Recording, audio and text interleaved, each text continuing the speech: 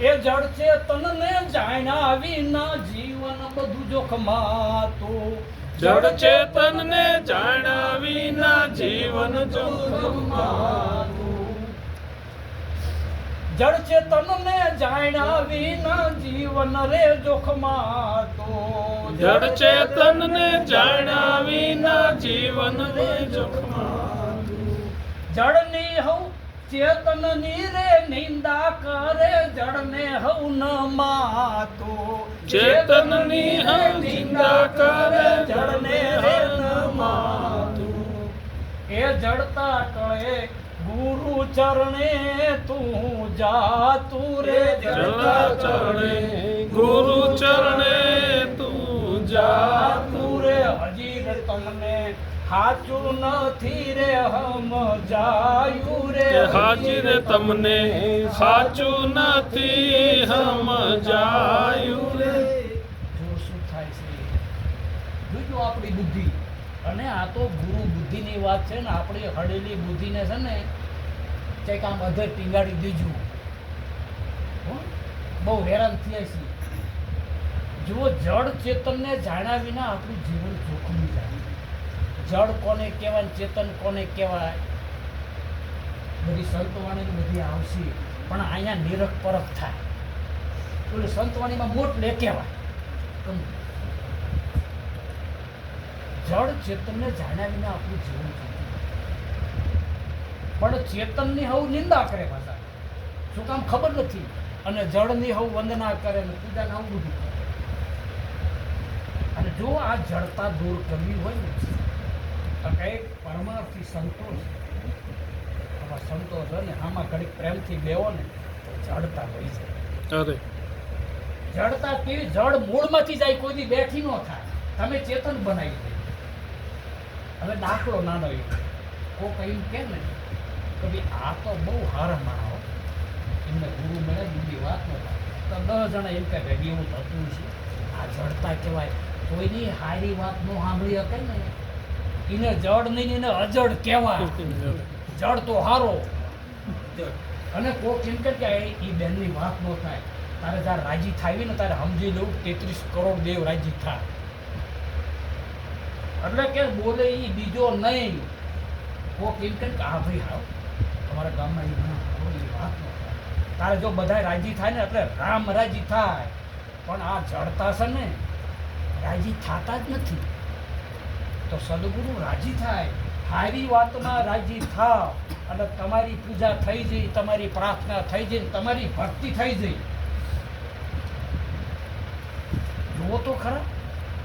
પણ જીગર હાલે રાજી થવાની કે ના ના હજી કાલ સવારે અમારે ભેગા બે તો ગુરુ કરાય પણ ઠીક તારું ભલું થાય, ખુશીના દીકરા.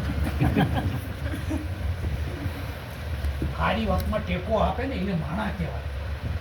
સારી વાતને ટેકો આપે એને માણા કહેવાય. અને મોડી વાતને ટેકો આપે એને શું કહેવાય? માણાને બીજું શું થાય? કમાણા કહેવાય. શું કહેવાય?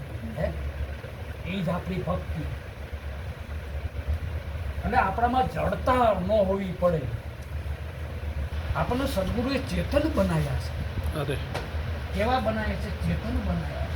અરે તમે કોકના સામું જોવો ને એ ચેતન બની જા. પણ હા એને શરત છે હો. સદગુરુ પરમાત્માએ શરત મૂકી છે. જો તમારે ચેતન થવું હોય અને જડતાને દૂર કરવી હોય, અજ્ઞાનને દૂર કરવું હોય તો શરત મૂકી છે. શરત મૂકી છે. ડૉક્ટર પાસે જઈએ એટલે દવા 3 ટાઈમ આપે. 3 ટાઈમની આપે ને. ગોળીઓ કયા ટાઈમે લેવાય નહીં? કહો ખરા. બોલો ખરા બેનોજીને આવડી શું કે ગોળીઓ ક્યારે લેવાની? એક ટાઈમ કોઈ કીધું? સવાર બપોર ને આપણે ખાવી કેટલા ટાઈમ? સવાર બપોર ને. હા આ ત્રણનો આ ત્રિવેણી સંગમ તો જુઓ.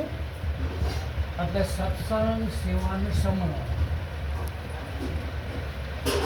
એમાં આપણને ગુરુ મહારાજ જે તપ આપ્યા છે, જેને ગુરુ મળ્યા હોય ને ખબર હોય.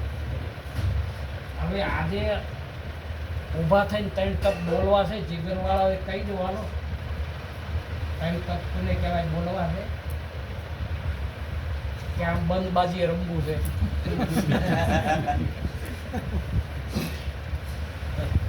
એટલે ભૂલો બીજું બધું, પણ જે આપણો મોક્ષની વાત ભૂલશો નહીં મારા બાપ. ભલે ન બોલી શકો પણ બોલવું તો પડશે, બોલ્યા વગર પછી હે? હા. યાદ હોય એ બોલજો મારું, એવું નથી મને ન આવડ્યું તેવી વાત નથી. આ તો કોઈ બોલી શકે ને કોઈ ન બોલી શકે. સદગુરુ મહારાજ જય. ખરાબ જોવું, ખરાબ સાંભળવું, ખરાબ બોલવું. બોલો સદગુરુ મહારાજ લો. સે અઘરું કઈ, સે અઘરું કઈ.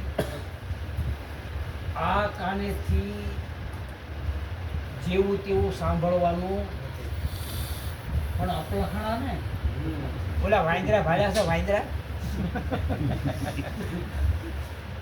વાંદરામાં બધા અપલખણ હોય એ સમજી લઉં. જો અપલખણ હોય તો સમજી લઉં કે આપણે હજી હા. માણા તો જુદી વસ્તુ છે અને આ તો સંત ગતિ છે. મરી જાય પણ વચન ચૂકે હે. એટલે કે સદગુરુ શબ્દના થાવ અધિકારી, આપણને એ જ કીધું. જો વ્યવહારમાં રહેવું હોય તો સદગુરુ શબ્દના અધિકારી થાવ, અને સદગુરુ શબ્દના અધિકારી થાવ એટલે પરમાત્માનું સુખ મળે.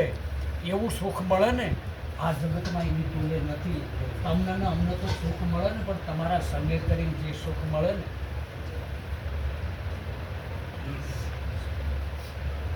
એ અસલ નકલની દખલમાં, અસલ નકલની દખલ એ તો અકલ વિના થાતું.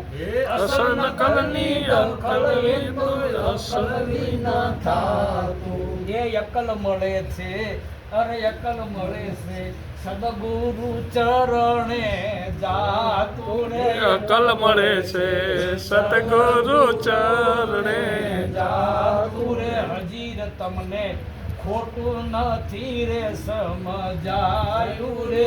હજી તમને ખોટું નથી સમજાયું રે. જો આમાં શું કે છે?